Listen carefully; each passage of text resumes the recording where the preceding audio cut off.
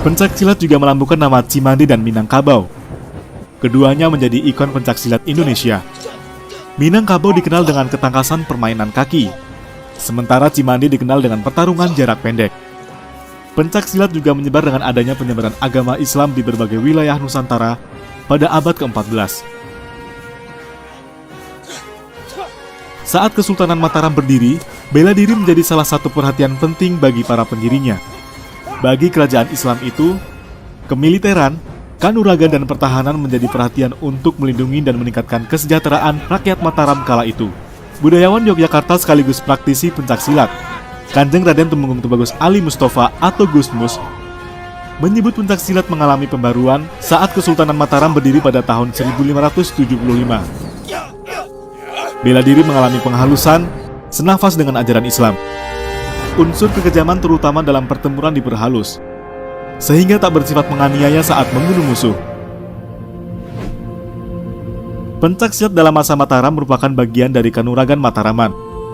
Gusmus menyebut kanuragan bukan semata-mata urusan bela diri, namun jalan hidup sebagaimana samurai atau para sufi dalam Islam. Menurutnya, Muslim yang memilih menjadi ahli kanuragan harus tekun beribadah menjalankan syariat, selalu berzikir mengingat Allah, berbudi pekerti yang luhur, dan tak boleh melakukan kejahatan atau berbuat kemaksiatan. Kalau di era-era Mataram Islam dulu, yang pada waktu itu dipertegas oleh Sultan Agung waktu itu penyebutannya memang belum silat, tetapi bahasanya kanuragan. Lah kanuragan ini yang sekarang kadang-kadang orang salah kaprah bahwa kanuragan itu identik dengan tenaga dalam. Nah, ini yang kurang pas. Jadi kanuragan ini adalah mengolah raga. Jadi raga yang memang diolah. Dan itu sudah dimulai sejak zaman perlawanan kepada Belanda pada waktu itu mulai Sultan Agung. Kemudian penyerangan di Batavia sampai beberapa kali. Dan sebetulnya beberapa kali juga kita juga dari perlawanan dari Sultan Agung juga berhasil. Nah, sehingga untuk penyebaran kanuragan ini mulai dari Batavia, kemudian merangsek ke sebelah timur, termasuk kalau dulu ya ada namanya Depok Tapos, kemudian terus bergeser sampai Garut, kemudian terus seputar sampai masuk ke Mataram. Ini ranahnya ke era-era itu di Jawa Tengah, itu di daerah Kebumen, Purworejo dan sekitarnya. Ini memang kental dengan aliran-aliran yang berbau Mataram Islam. Dan itulah kenapa banyak aliran-aliran silat atau kanuragan pada masa itu yang memang rujukannya itu di keprajuritan Kasultanan Ngayogyakarta Hadiningrat.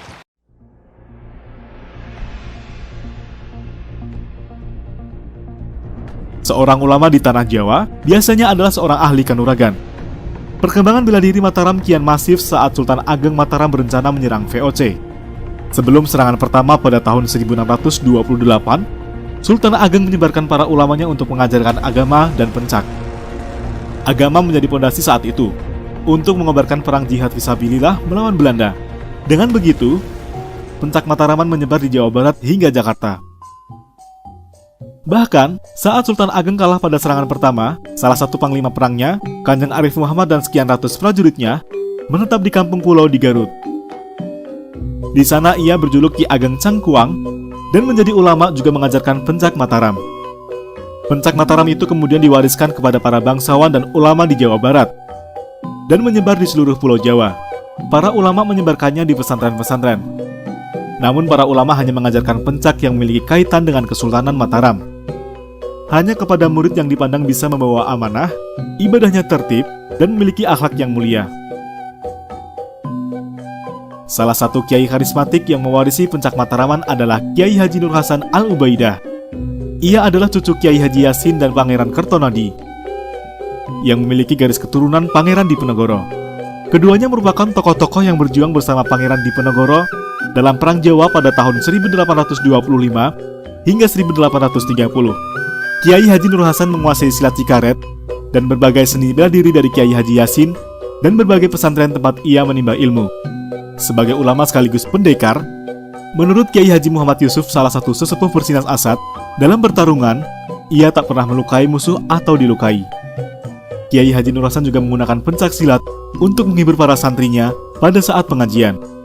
Atas dorongan Kiai Haji Abdul Thohir putra Kiai Haji Nur Hasan, para santrinya kemudian mendirikan perguruan seni bela diri Persatuan Silat Nasional Aman Selamat Ampuh Damai atau Persinas Asad pada tahun 1993. Guru besar Persinas Asad saat ini adalah Kiai Haji Abdul Aziz Sultan yang merupakan putra Kiai Haji Nur Hasan.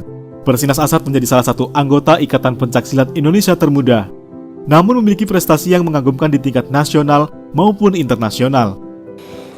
Ternyata kuncinya harus ada di IPSI. Kita harus kemudian tampil legal, sehingga kemudian kita telusuri untuk bisa legal itu apa yang harus dijalankan. Ternyata IPSI adalah organisasi nasional yang diakui. Nah, itu termasuk ya hambatan yang betul-betul harus kita dobrak, harus kita atasi, karena tanpa itu tidak bisa. Akhirnya terus bertahap, terus kita nyampaikan semua ada, mencoba daftar, sehingga relatif mulai dikenal.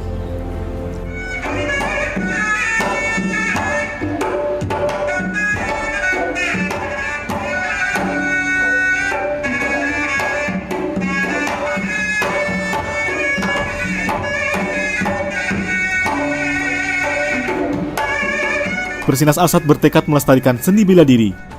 Dalam upayanya itu, Asad membentuk Dewan Guru yang mengajarkan pencak silat klasik seperti aliran Cikaret, Silat Cimande, Kunto, Singa Mogok, Nagan, Cikalong, Syah Bandar, Garuda Mas, dan Tangkap Menangkap. Pada usia yang terbilang muda dibanding perguruan silat lainnya, Persinas Asad mampu berbicara banyak di tingkat nasional bahkan internasional.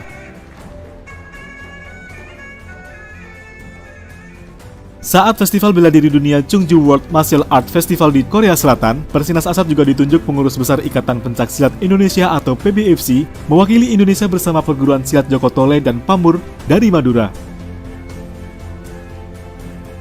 Persinas Asad meraih prestasi 3 besar peserta terbaik dengan predikat Outstanding Performance bersama peserta dari Jepang dan Cina.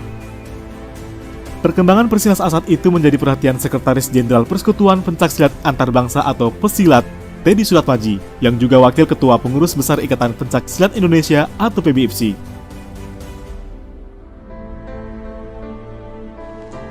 Memang saya pikir kalau jurus-jurusnya ya tentu semua perguruan punya jurus andalan ya. Tetapi kalau yang dipertandingkan adalah sama jurusnya, itu jurus IPSI. Atau kemudian dinaikkan lagi menjadi jurus persilat seperti teknik-teknik dasarnya, kemudian juga apalagi yang namanya Tunggagan Regu yang seninya. Sehingga dengan basis ilmu yang sama, itu menariknya atlet Persilat Asad itu unggul. Tapi ada faktor lain. Kalau yang diamati adalah ada faktor-faktor yang dari sisi mental spiritual. Itu yang kemudian kalau boleh saya katakan nggak ada bandingannya. Sebagai contoh, nggak ada atlet Persinas Asad yang kemudian ketika menang terus celebration.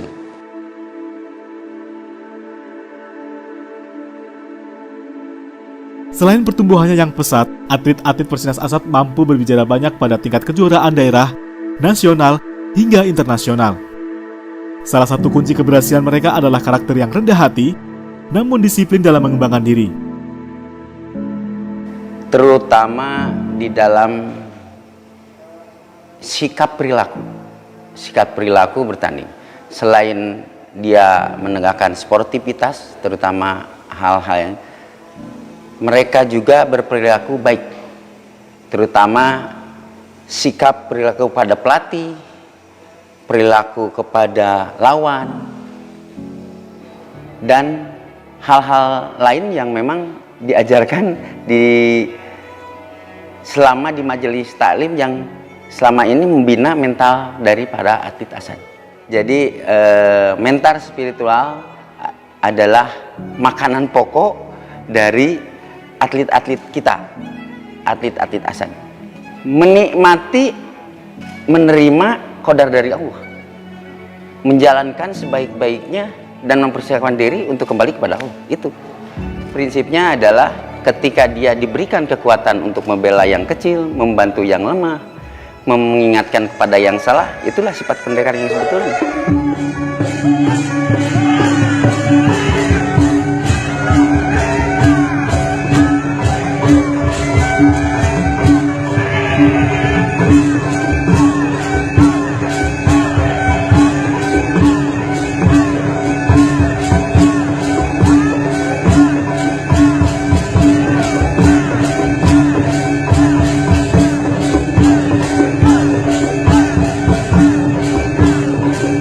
Seni menjadi salah satu elemen penting dalam pencaksilat. Bahkan istilah pencak pada umumnya menggambarkan bentuk seni tarian bela diri dengan musik dan busana tradisional. Seni budaya di Persinas Asad juga dikembangkan dan dilestarikan, yaitu dengan adanya pelestarian 9 aliran di dalam Persinas Asad.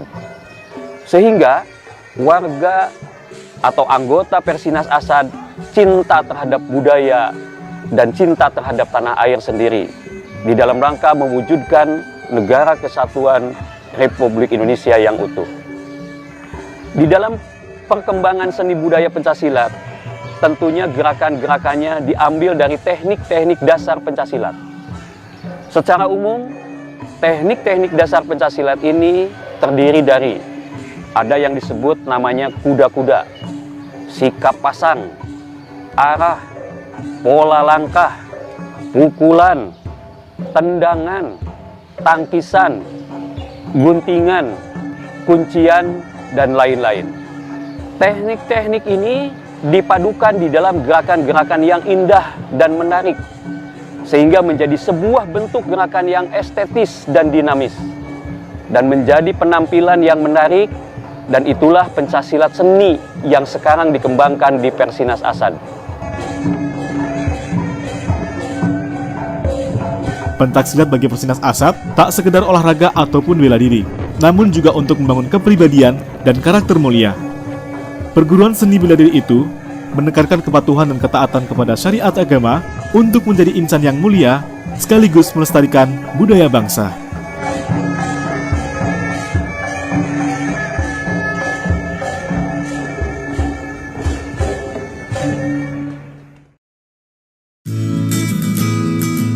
Alhamdulillahi jazakumullah khairah telah menonton video ini.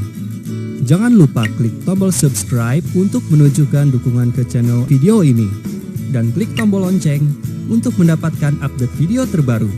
Wassalamualaikum warahmatullahi wabarakatuh.